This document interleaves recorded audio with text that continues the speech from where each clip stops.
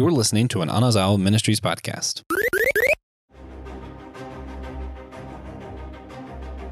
Just when we thought that it absolutely was not possible, guys, 7 years in the making, and DC has finally hit it out of the park. Guys, welcome back to Systematic Geekology. I am one of your priests to the geeks, one of your hosts. I am Joe, and I am joined by the one and only Pastor Will for today's festivities. How we doing?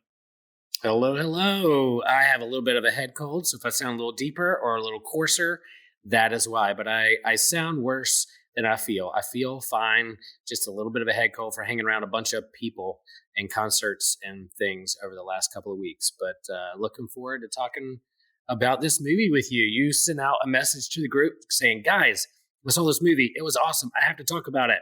And I was like, all right, I was not planning on seeing it, but now I went and saw it. And I'm sitting here talking with Joe about it. So I'm excited.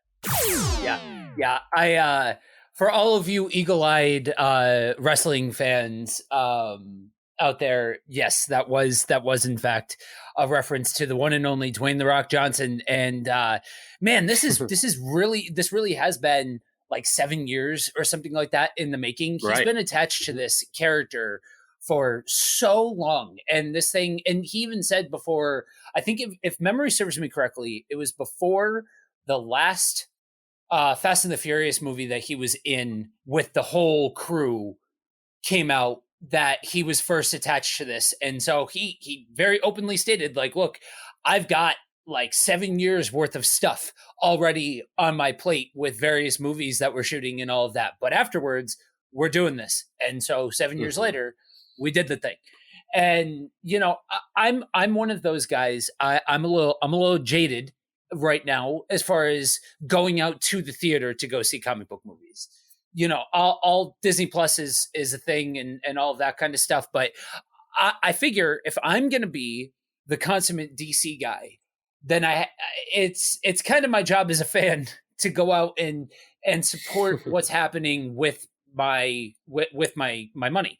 And so I went, and I was flabbergasted in the best possible way at what I experienced. But before I get to unpacking and just gushing over, and I cannot hold back that I'm going to gush over this movie. I want to get, as one of the Marvel voices for the team, what did you think of this movie? Okay, let's get into it. Yeah, it was on my radar, and I do think I grew up on Marvel Comics. I'm a big MCU guy, love X-Men. That's just kind of my wheelhouse in terms of my breadth and depth of knowledge when it comes to comic books and superhero movies. But I do like DC as well. I collect a lot of DC books. I grew up on Super Friends cartoons. I like Supes. I like Batman, those kind of things. And I did know the hype and kind of The Rock's attachment to Black Adam way back when, and kind of the build up to that. And I do think COVID slowed down this movie some and put a lot of brakes on a lot of things in kind of the different phases in the MCU and the DC cinematic universe. So this has been a long time coming. And to be honest, like in the midst of like choosing where to go and spend my money and what I'm going to watch on TV, there's a lot of content out there. I was going to kind of let Black Adam do its thing and let the critics hammer it out and fight it out over Twitter and let people do stuff. And I was going to wait for it to get to HBO Max, and then I would sit and watch it. But Joe was like, guys, I saw this movie. I want to see it. I was like, all right. My kids are out of the house. I told my wife, I said, do you want to go see this movie with me? And surprisingly, she said, sure, I like The Rock. And I'm like, yeah, I bet you do. I'm sure his arms and abs have nothing to do with let's go to this movie. So I was like, all right, cool.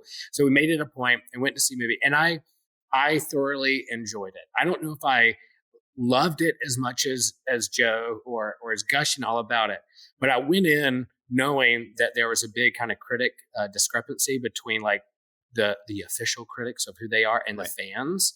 The fans really like it, and the critics are kind of like poo-pooing it or whatever. So I went in no expectations. I'm just going to have fun with this movie, and it seems like that's the kind of approach you need to take to these movies most of the time.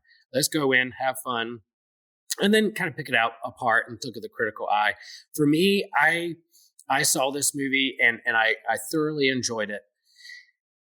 When it comes to like what it added to like the superhero cinematic experience, did it add anything new? I'm not sure. And that's why I want to get Joe's hot take on that, because I know Joe's been pretty critical of like the MCU formula, or just kind of, weary of it, or just fatigued by it. And I totally get it. For me, when I saw this movie, there are parts and beats that I was like, oh, I think I've seen this before. And there's some places where I think I've seen it done better before. But in terms of seeing Black Adam and The Rock, this hero or anti-hero or whatever, how you want to classify it, do Superman things without pulling any punches was so rad. Like that power set of like, I'm just not going to pull any punches. I'm going to do what I need to be done. And this, I was like, I am totally in on this. And even though there's parts of this movie that I feel like I've seen before, and I get the critical review of like, hey, it's just the same old superhero stuff. It has a different twist and nuance to it, and adds some, I think, helpful cinematic connective tissues for the DC universe moving forward. That they were able to connect some things in this movie with its heroes and its own continuity that I was excited about, and to see those kind of connected. That's what I've been kind of longing to see in the DC universe. I was happy with that. I do at times get kind of crash and battle and explosion fatigue with some of these movies. And there was a part in this movie when I thought it was over, and then it wasn't. We went right back to it again. I was like, wait a minute. Okay, we're going to do this all over again. And I think that's how I felt with Doctor Strange, Multiverse of Madness, that there was just like, by the end, I was just so worn out. I was like, we're going to do the big battle again. So I think the movie, I did feel that towards the end. But all in all, I really liked it. And this particular hero, anti-hero, is he hero, is he not? Again, answering that question, what makes a hero? It added an added layer and depth to that question, which I think we've talked about a lot on this particular podcast and other areas in our kind of geeky lives. What makes a hero? What doesn't make a hero? Added to that question. So that's my long-winded take from the get-go. Joe, what you think? What are you going to add to that? So I want to start off by saying, guys, I want to take the moment to acknowledge when a very vocal fan of one particular type of movie reviews honestly a different type of the same movie well. That was fair. That was very fair and impartial, though I have responses to some of what you said. I really think that's well done. Honestly, I think as far as the mechanics of a superhero movie, no, it didn't necessarily add anything overly new. I will argue that other than like movies like Brightburn or shows like the bad guys, good guys. What, I don't remember what it's actually called. It's the superheroes, but what if they were bad? Oh, the boys. The boys. There it is. Zero interest, as you can tell from me, to watch that. But there you go. Other than that, you don't really see, like you said, somebody with the power set acting in that particular way. And don't worry, guys, when we get to the point of actual spoilers, I'll make a comment so that way you guys who are listening to this who have not seen it will know when the spoilers are going to come. But I would say that from a mechanic standpoint, if I had to point to a particular thing that might be different than other examples, I would say that's probably it.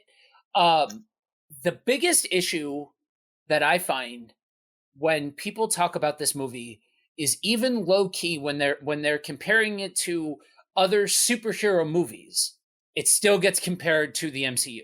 Right. And yeah, I get it to an extent. They are the biggest dog in the yard. They are, for a lot of people, what the barometer is for a superhero movie. But let's take it out of the conversation for a second of the in comparison to superhero movies in general, and then let's put it into the conversation of just the DCEU and what they've been trying to build. Now, I've gone on record to say that I appreciate the artistic stylings of Zack Snyder and the Snyderverse. I think that caught a really bad rep. I think that honestly, it was basically the antithesis to Marvel in a lot of regards, but came out before people really hit Marvel fatigue.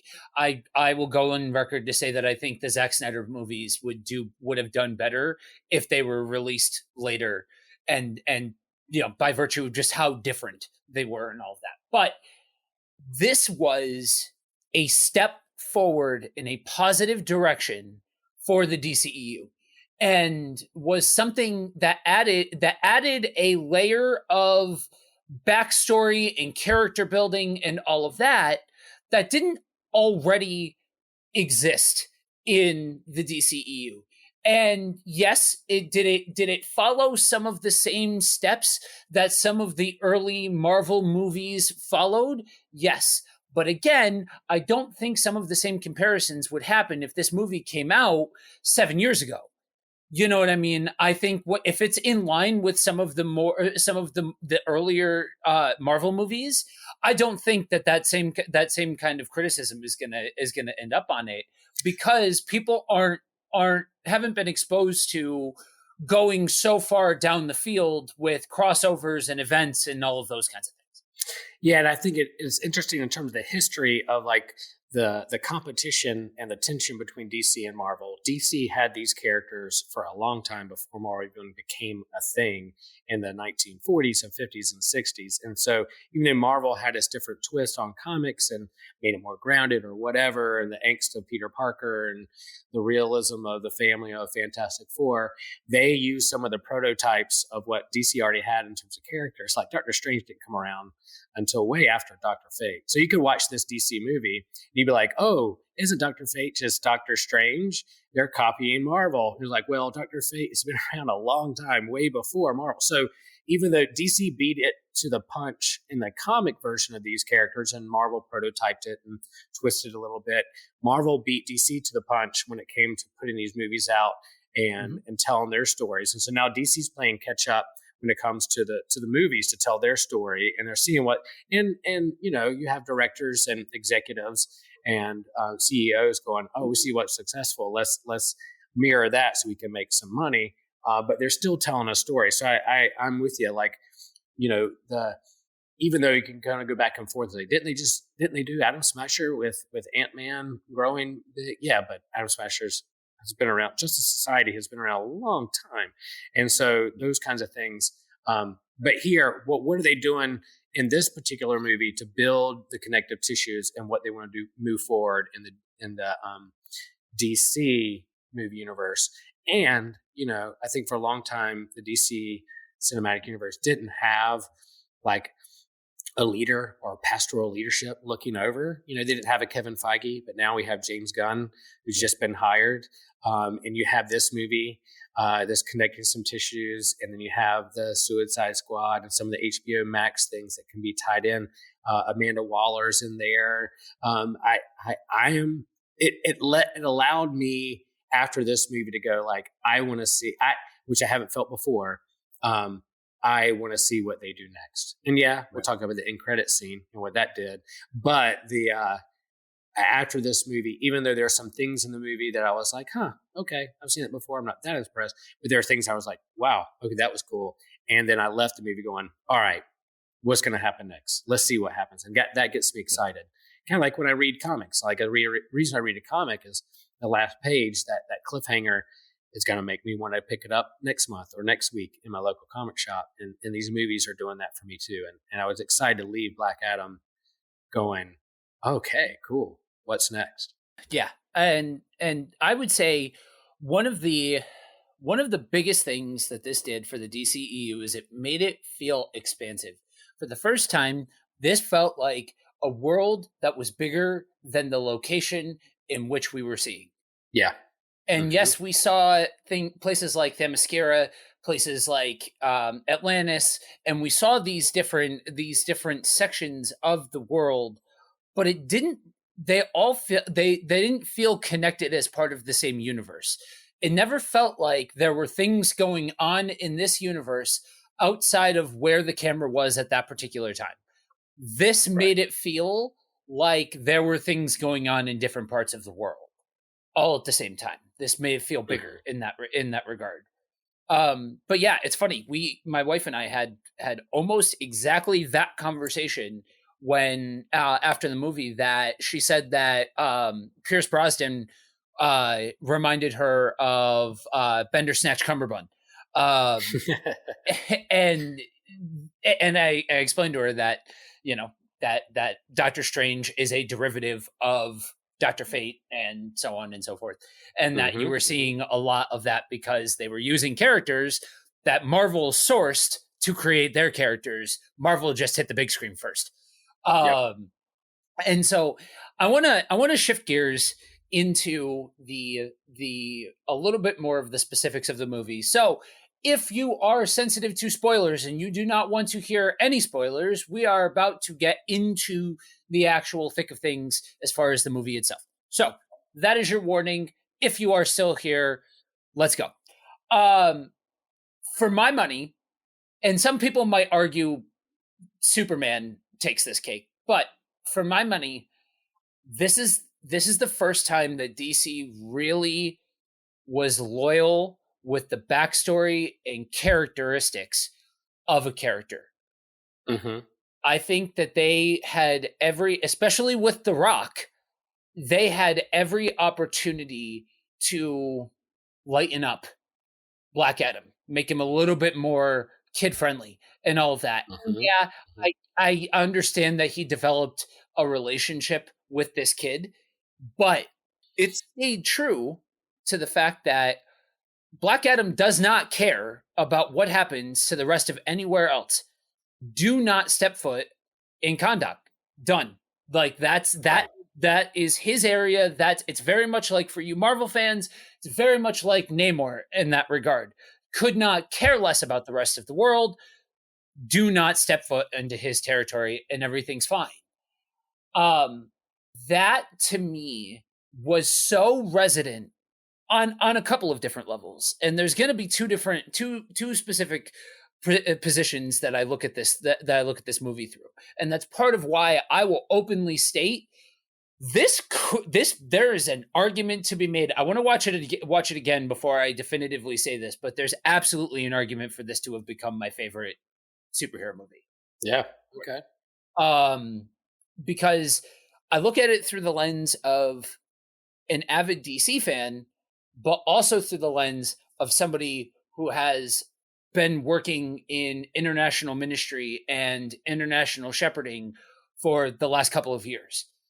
And I think with both of those worlds, when you talk about the actual character of Black Adam, aces, I think they did yes, they changed I hear you, DC fans. Yes, they changed a little bit of his backstory with his dad or with him being the dad, rather, with his kid and all of that kind of stuff.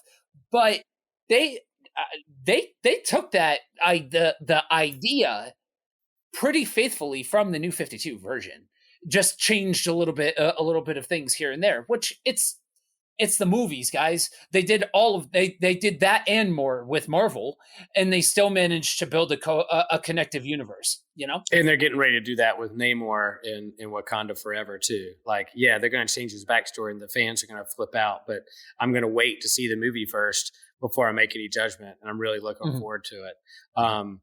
Yeah. And I do think it's interesting that, like, when you look at these villains and stories, like here is an anti-hero or villain from the 1940s, from the Shazam Captain Marvel family. And at that time, let's think about what's going on. World War II, you got the East versus West. A lot of the villains are like stereotypical Asians, darker skinned Middle Eastern folk. And yeah, there needs to be a course correction and not like pull in these stereotypes. But they're able to remain faithful to his origin, but all know like pit him as like, oh, he's the darker brown guy from the Middle East, so therefore he's a villain kind of thing.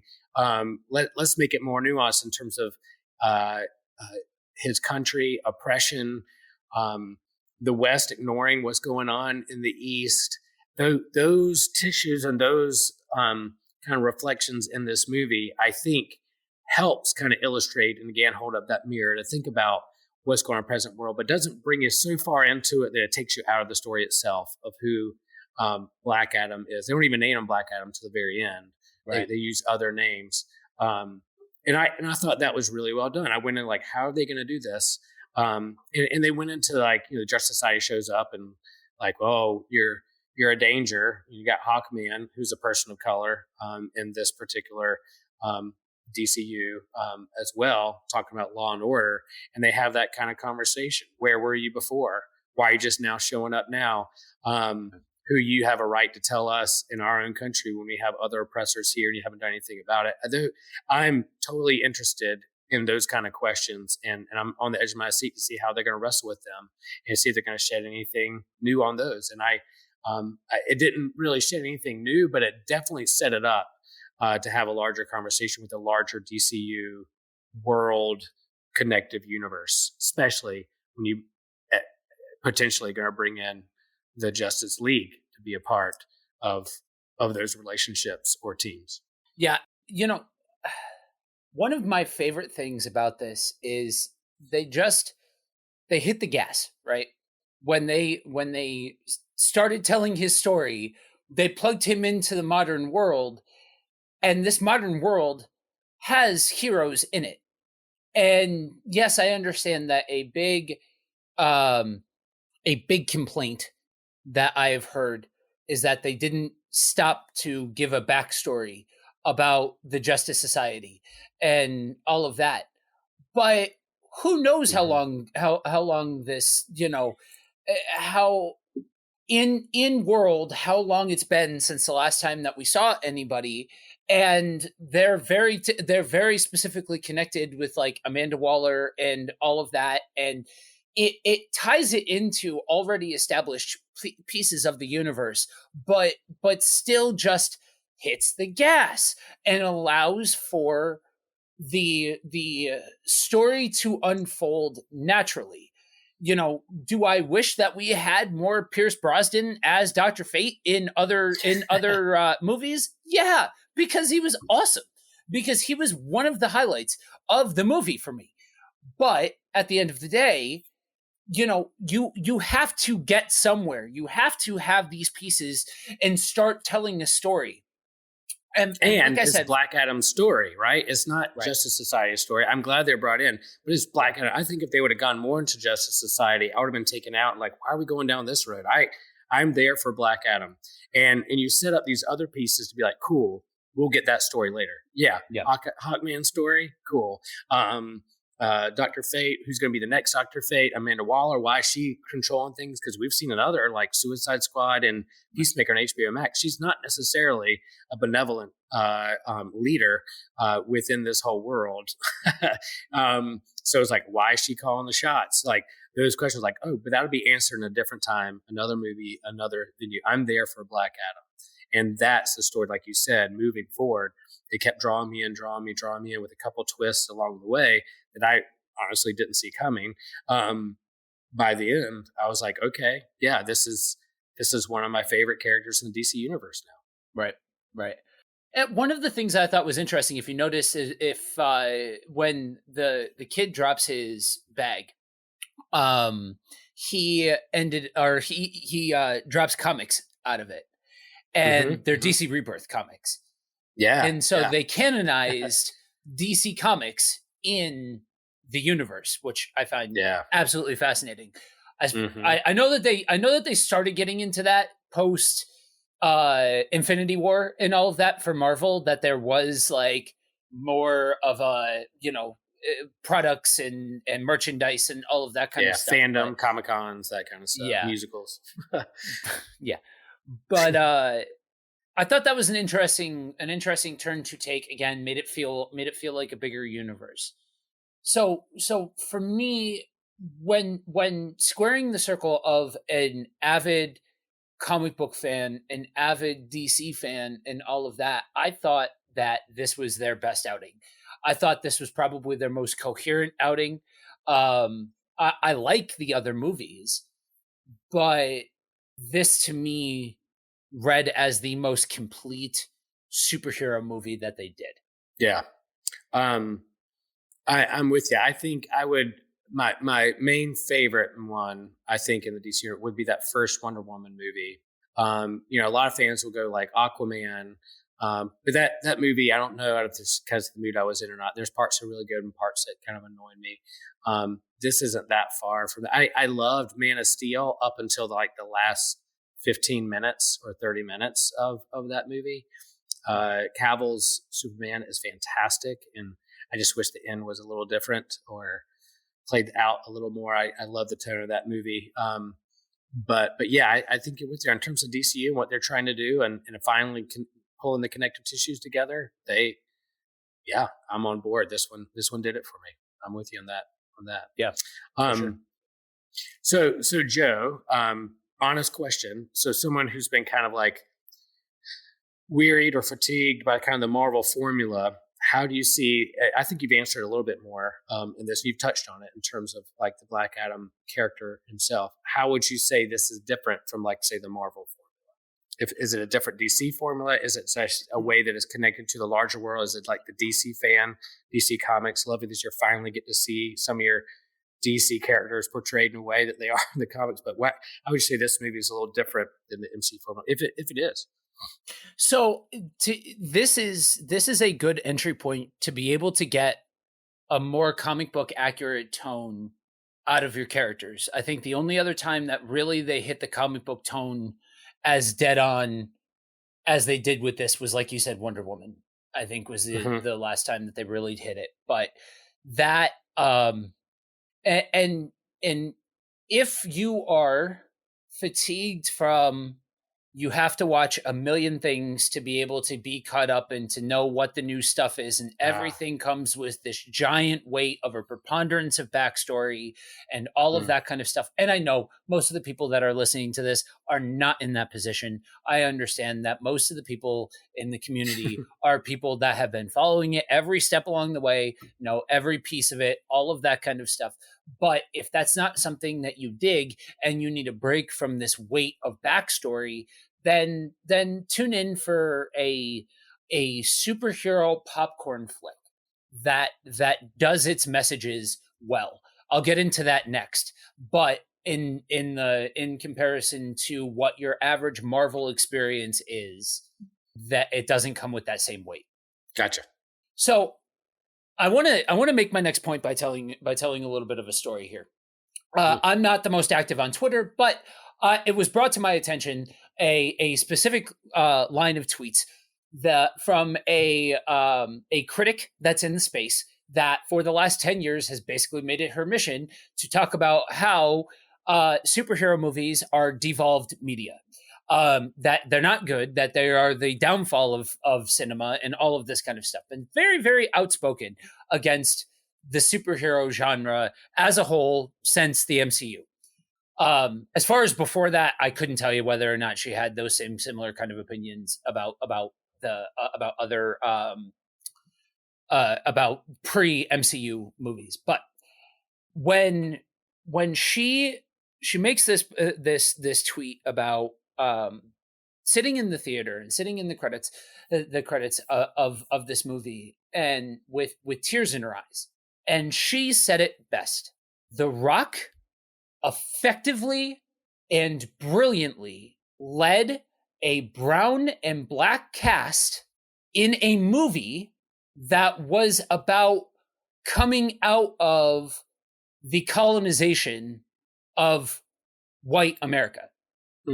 And as somebody who has been working with people from the Middle East in different parts of the world, there was a particular scene. Now, I've said this before, but if you haven't, every episode is somebody's first. So if you're not aware, I am that when Josh calls me Philly's favorite son, that should give you an idea. And I'm very white, and so for me, it's that connection through helping people that opened my eyes to something that I don't think that before working with them I would have seen. And there's this one scene that had me go against every fiber that had me wanting to go against every fiber of my being. Again, every episode is somebody's first. I've gotten into this before, but I do not understand anybody who feels compelled to cheer in a movie theater. Nobody who made that movie is in the movie theater. Stop cheering. It's no, like it's obnoxious in my opinion.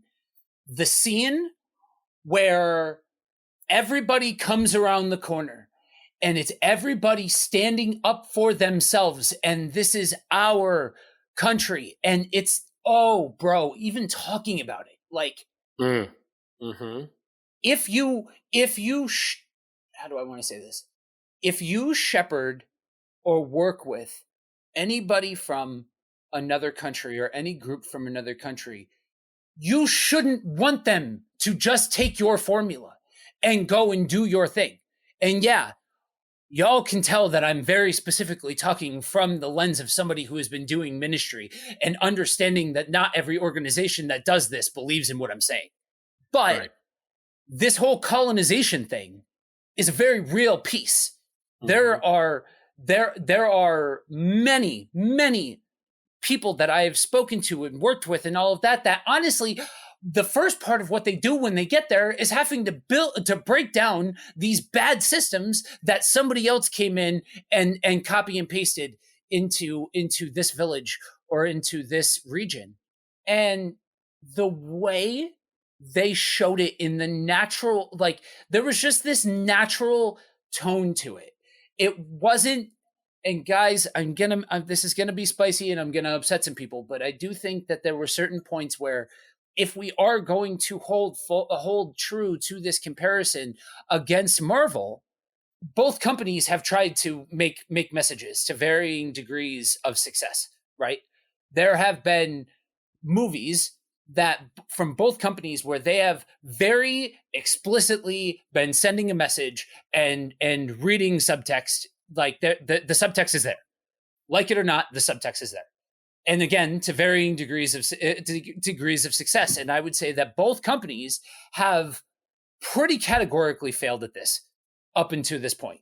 This was done in a way that flowed with the story, with a believability of the actors. Like there's something nuanced to the fact that The Rock has been tied to this character for quite some time and has invested interest in this character, and that way of thought that you have to commit to if you are going to really tell this story. And same thing with the actors. There's just this sense of believability there that you felt this palpable tension of these people that were held, that have been systematically held down. And then you had this other group trying to be the big savior, coming in to save the day because they felt like they needed to. You had this moment where everything's building and there's this systemic oppression having happened to these people for generations at this point, with different people and all of that. And then you have this other group coming in and saying, this is what we think justice should look like. This is what we think you should do. We are here to protect you. And then to have them step back and say, no, we are going to protect ourselves, and then have that coupled with The Rock and him not caring about the greater world and only caring about this land, like that had me going against every fiber of my being of wanting to get up and cheer. Like nobody that made the movie is there. Stop cheering. Don't clap. It doesn't make any sense. It's kind of like those charismatic churches. They want to get up and clap, and Lutherans are like, nope, don't clap. This isn't for you. This isn't, we're not cheering the choir director. We're cheering God. So, where's that clap and cheering going towards? But yeah, Joe was getting ready to get charismatic in that movie theater and felt the upswelling of the Holy Spirit and go, yes, amen. I did. And I'm with you. That part was pretty powerful because at the beginning of this, we talked about what I liked about this movie is that it really added a different depth or add a little bit more to the question, what is a hero? And throughout this movie, this kid, I'm asking, why is this kid around? Is he Shazam? Is he not? Is he going to become Black Adam? What's he doing there? What's he, have this kind of like Terminator 2 vibes where he's got his skateboard, he's got his rock and roll, and he's talking to this robotic person about what here. I'm like, am I watching Terminator 2? But by the end of the movie, they literally put a cape on him, and with that cape on his skateboard, he turns the corner with the people, and Black Adam understands that it's not the Justice Society are coming in going, we're here to save you or protect you or even save you from yourself. Black Adam's like, no, how am I going to equip these people to fight for themselves? And he equips this kid. The kid looks up to him, but eventually he looks up to the kid, and that transforms Black Adam's heart. This kid that literally has a cape on, turn the corner with people that have no superpowers. They're willing to fight for their country. So again, here's a pastor talking about, saving or equipping, or, what does that look like in terms of ministering and shepherding, healthy ways of doing that. Within my own denomination, we have a missions. We go out and do missions, and we set up congregations and communities of faith, and we feed people that are hungry. But a big part of the turn over the last couple of decades is this word accompaniment. We're not there to save you from yourself or to teach you the right way we're going to accompany you and walk with you and learn from you just as much as you are going to learn from us. And we're going to listen to you for a whole year first before we even begin to start talking about how we're going to make your world a better place. We're going to accompany you first. And I did like that part. Like you said, that was a very key moment when you're asking, what is a hero? What is a villain? Who's trying to save who? And then this kid, a child shall lead them with a red cape, turn the corner, leading the people to fight for themselves. Very powerful. Yeah. Yeah. And, those are powerful questions in and of themselves, but there's just the willingness to be that blatant was phenomenal. And there's this moment where the one of the main characters is talking to the Justice Society, and she turns to them, and after they say their piece and yada yada yada, she stops and is like, who are you? Where have you been? Mm-hmm. Now you want to step in? And it's funny. My wife and I were the only ones in our theater when we went to go see it.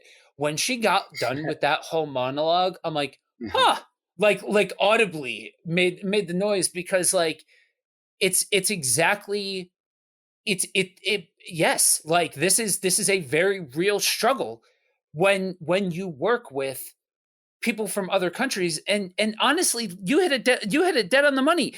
Like anybody that has walked with the Buddy Walk ministry or has heard me talk or anything like that knows that when I speak and I preach, I have to break it up into two separate conversations.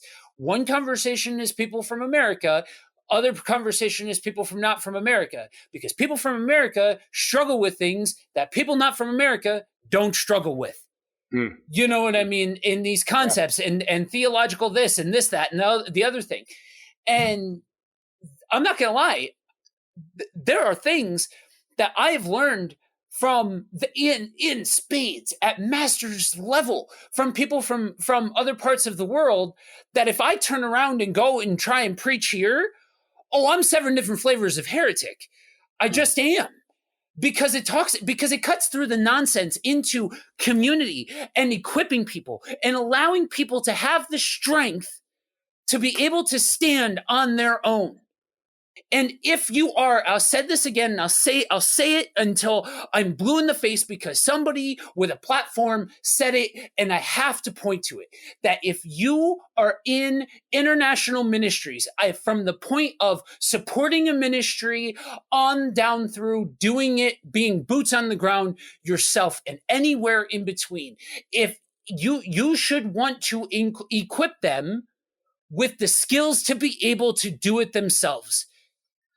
And that's a harder pill to swallow for those of us in America, because then we turn around and we try and do this with people here. And it's a lot harder because, I already feel like I know the best way of doing it. Or I feel like I already have this on handle and all of that kind of stuff. And it's so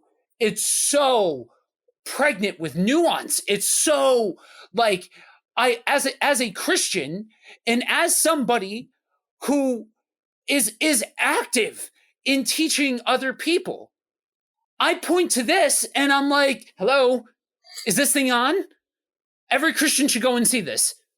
Mm-hmm. You know what I mean? Because it's an example of what this looks like to actually equip other people. It was just beautiful. Yeah. And like you said, other movies go down that route too, whether it's Black Panther, Wakanda Forever. We'll see what happens next week, or when Wakanda Forever comes out, and they're wrestling with the similar questions of nations and territory and boundaries and your rules versus my rule, a precious resource that we want to exploit or not. I mean, that is all there, and I think when people get defensive about these kinds of messages in the movies, really what's happening is bumping up against their own ego or what they think is right, rather than looking at it from the other person's perspective. They take it too personally. So if it makes you uncomfortable, if it you feel yourself getting defensive, ask the question why. Not like, maybe it's not the other person that's making you feel that. Maybe it's something within you that you're feeling that. So turn that question around and start doing some self-discernment of, I feel myself starting to get defensive. I don't like this, or I'm getting uncomfortable. All right, why is that? Go deeper within yourself rather than turn around and try to tear it down. So I think that movie, Black Adam does it well too, and we'll see what happens with Wakanda Forever. But I think those are conversations that need to be had. And then, these movies are fun. They're superpowered. I got to see Black Adam be like Superman and not pull any punches like a power set, which is so fun. But I also ask those deeper questions too that I think we should wrestle with as a society, and even as people of faith and people in the church that have a great commission to go and preach and teach and make disciples. Well, often we interpret that as make that person like me, rather than make that person, let's be like Jesus together. It's somebody else that we're trying to imitate and be like, not you to be like me or my organization or my denomination. We're all following someone outside of ourselves together rather than ourselves. I hope that makes sense. Right. But that's what leads me down. Yeah. And that's the power of something like this, to be able to take different people down different specific roads that are more attuned to where like everyday life for them, like what is resonant with you. And that's the power of a good story. It can help various people get to similar ideas, but within the context of what they would be looking at. Yeah.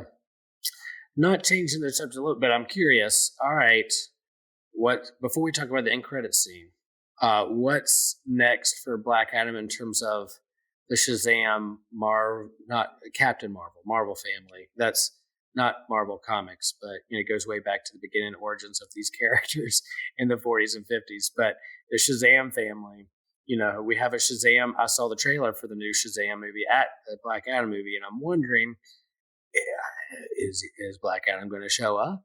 Are the other, is that family going to have? What's your thoughts? What's your hopes? Do you not care? What are some things that's going to set up to the larger Shazamverse? So, for those of you that don't know, when you talk about Shazam, you have to have the conversation of Black Adam, because if you saw the movie, you noticed he said the word, but if you don't know, they got their power from the same place. If you saw Shazam, they made a reference to Black Adam at the point where Billy was getting his powers. I think end credits. I don't think that The Rock will show up in that movie past it being an end credit, but I don't think you get away from not telling that story.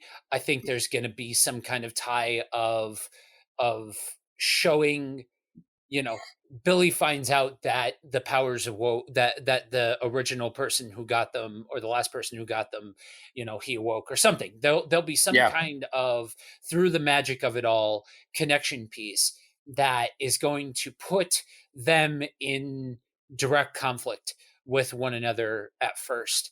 And then I think past that point, you're going to see kind of an uneasy acceptance of one another, just like you do in the comics by and large. And I think, and I say that with confidence for a variety of reasons. This movie gave me hope because they did stay so close to the caricature of Black Adam, but also James Gunn has shown himself to be the type of person that will tell more comic book accurate stories while still throwing in flair and this and that. Yeah. And I think that this is the first time that I've had hope for the DCEU that we're building towards something. And for a while, that I was the type of person, I think I may have said this when we covered the Batman, that I don't, whatever, make the rest of the movies like this, like the Batman, like isolated stories. We don't need, not every single comic book adaptation needs to be the Avengers. But this is the first one that I was like, okay, maybe there's still life here. We need to somehow navigate our way around not having Ezra Miller as the Flash and not giving that guy work ever again. But I digress, though. I do find it hilarious that in that movie, if you notice, they showed a pretty good close-up of Wonder Woman, a pretty good close-up of Aquaman, obviously Soups, but conspicuous by his facial absence, we only saw an outline of the Flash. Yeah, so we'll see what that looks like. But that's my hope. I do think that there's a story to be told. I wouldn't tell too much of that story. I don't necessarily. I think there's more than enough meat on the bone, and I, being of the particular vintage that I am a little bit biased by the era of Black Adam that I've been a fan, because it's very much been a post Shazam Black Adam, where it's been more about him as a standalone character while referencing the fact that he got the powers from the same place. I know in generations gone by, there was a lot more direct of a connection between the two. But for me personally, I don't need to see it be super interconnected. Right. I think Shazam, the original Captain Marvel, it was such a cool hero for the 40s and 50s when it emerged, because you had a kid who just says a magic word and becomes like Superman. And I'm like, what kid wouldn't want a magic word to turn them into a grown-up superhero? And that still has legs. And I do hope that they, at some point, they merge and can tell a congruent story together in the same movie with Shazam and Black Adam, because I think they're so connected in the DC world and in their history. I hope they can move to where they can have a movie together.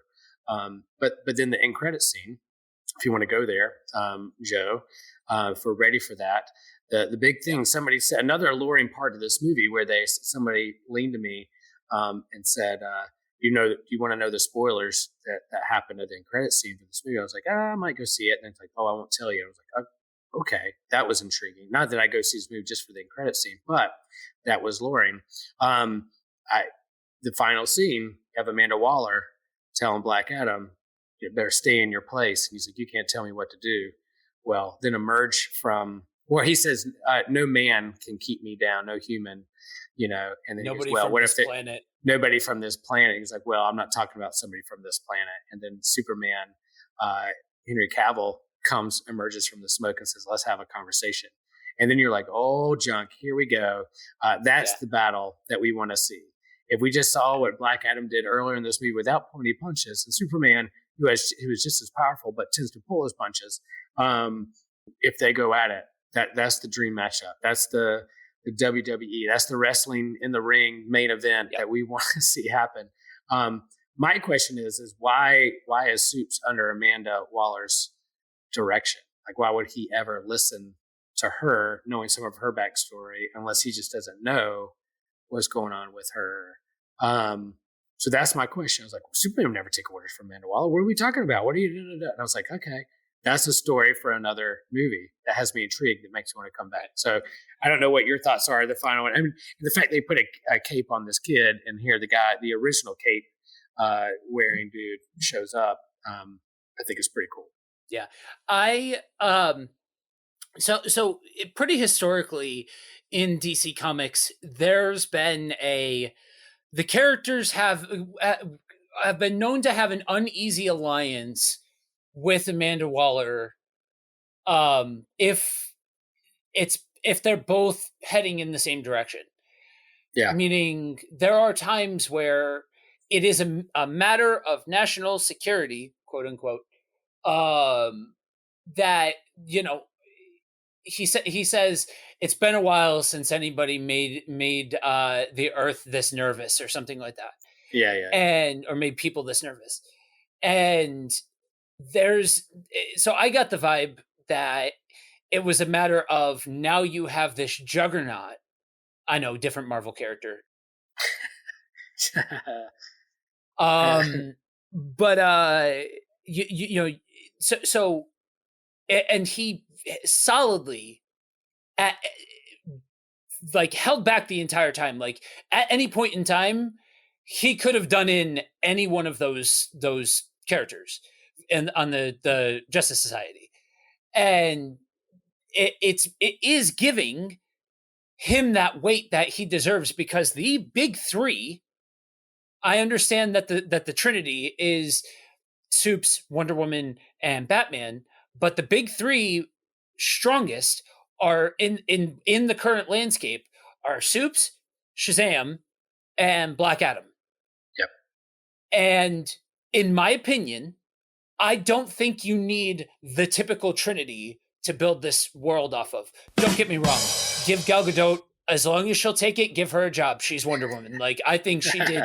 I'm not the biggest fan of Wonder Woman 88, but I do think that she, as Wonder Woman, aces. Phenomenal. As far as Batman, whatever. But Superman, Shazam, and Black Adam are three of the characters that you can build this entire world around. And I think that if you put those I think the way that they put those two in direct conversation like that, where it was Superman, that like, we're not having an escalating power creep, like, okay, so he took out the Justice Society, and now maybe he runs into conflict with Aquaman, or runs into, and we see this gradual progression. Like, no, he has proven to be a big enough of a potential threat that we're going to send in the biggest gun that we've got. Yeah, I like that. And there is like some history with Superman, that one of his weaknesses isn't just like kryptonite, but it's magic. Yes. Magic has an effect on him, and is kind of a part of his weakness set. And so the fact that like Shazam and Black Adam derive their powers from magic and wizards, I think is an interesting idea. Yeah, they can go toe to toe, but what happens when Superman goes up against magic? Will they have time to explain that or not? But I also like the idea, like, if you're ever going to pull in like a world-ending threat, like something like Brainiac, and you need to get the big guns out. Like to see Superman, Shazam, Black Adam in a line, like hovering in the air, floating as this big Brainiac ship is entering our atmosphere. Dude, give me that any day. I am there 100%. They're just standing there with their capes flapping, like looking at each other like, who's got this first? Who's going in first? Or teaming up. Man, I'm there. Take my money. Oh yeah. Yeah. There's the world is your oyster, especially now that Cavill's back. Like I'm a little bit biased because I thought this show was an absolute dumpster fire, but his talents were wasted on The Witcher. Like I understand he's a big fan of the franchise, and I understand it was a passion project for him. I get it. That show sucked. Categorically, that show sucked. Never saw it. Oh, it's so bad. But like, it's very HBO in that it's shock for shock's value. But anyway, the world is your oyster now to tell all of these different stories, and it made me care about hearing the stories told. That's one of the biggest things that I think Marvel, I'll say, needs to remember what brought them to the dance. I'm not going to sit here and weigh in about whether or not they're doing it still or whether or not they stopped or whatever. I'm not getting into that weeds. But I think that the MCU, what they were able to do was care about telling people. They got people to care about stories that, just given the source material, they didn't care about. If you just gave them the comics, they did not care about the comics. They didn't care about the source material. If they're able to remember that that's what brought people to the dance, is that you told stories that people cared about, then you've got a customer for life. It's just this. It's the same exact idea as to why a 33-year-old and a 50-year-old are having conversations about comics that they read when they were kids. You know what I mean? Like there's a reason for that. This is the first time where DC made me say, okay, I want to see what stories you're going to tell. You know what I mean? In a way, and like I said, I'm a fan of the other stuff, but in a way that the other stuff just simply has not done for me yet. Gotcha. Boom. So, all right. Anything else you want to throw in there before we wrap it up? No, let's wrap it. I think we hit it all. And all you Witcher fans out there, send your emails to Buddy Walk with Jesus. Yeah, I don't know. Joe, I haven't seen it, but Joe, good movie. I think it's worth it. If you wanted to wait till it gets on HBO Max, cool. But most likely you're listening to this and you've already seen it, or you've already hit the highlights. But it's in the pantheon of superhero movies that there's going to be no shortage. It's going to keep happening. Nothing's going to stop it. I don't care what critics or old movie directors who wish they could do more things like The Godfather would want these movies to stop. They're not. So if this is a part of your wheelhouse, then go see it, enjoy it, and let it tell the story it wants to tell, and let it ask the questions, or let it help you answer some questions that everyone's wrestling with. Yeah. I would say that this is a movie that benefits from some kind of connective tissue to it. The movie's great. I'll be the first one to admit, guys, I am exactly the audience. Like I said, I've been doing international ministry for the last 2 years. I'm an avid DC fan. I'm a Christian. I literally tick all of the boxes for who this movie plays for. I'll be the first one to admit it. So I will not. I will not, for any casual fans, I will not fault you for waiting until it gets on streaming. DC fans, support this movie. Talk with spending your ad dollars or your money, your luxury dollars, because that's what sends the message. That's what tells the story about continuing to really put an emphasis on the cinematic world that DC can really do very well with, independent of anything that Marvel's done. Not, they can do they can be the next MCU. Let's just be the next DCU. Let's just be the next DC Universe. It's fine. You know what I mean? It doesn't need to be Marvel. So Yep. yeah, that's my recommendation. So, as we bring this in for a landing, any recommendations for our lovely listeners? No, I will say, Joe and I did an episode on Halloween special. We talk about some horror movies and drive-ins and those kinds of things. On Halloween night, I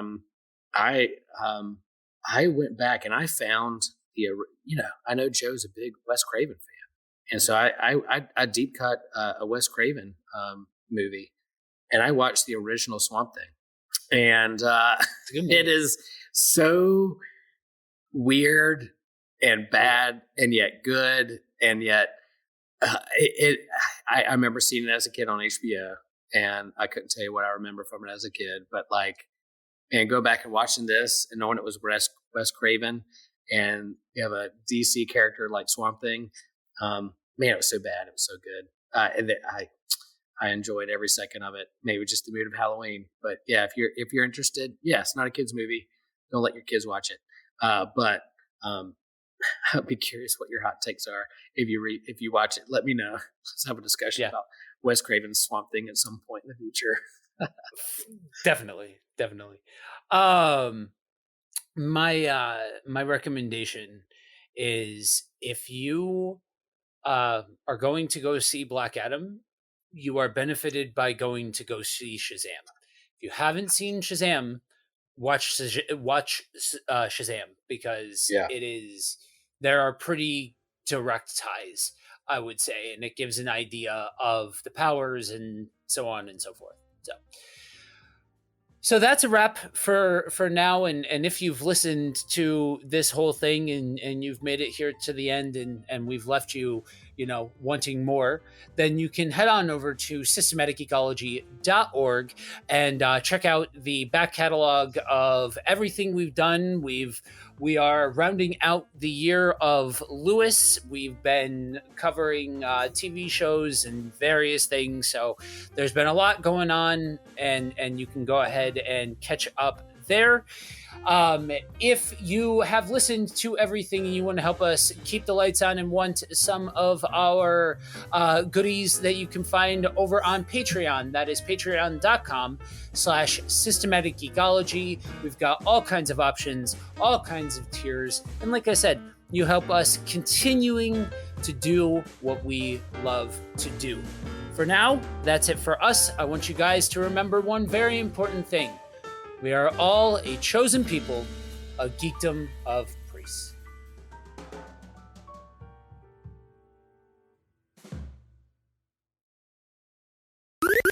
This was an Anazao Ministries podcast. If you enjoyed this show and would like to learn more about our network, be sure to check out the Anazao Ministries Podcast Network.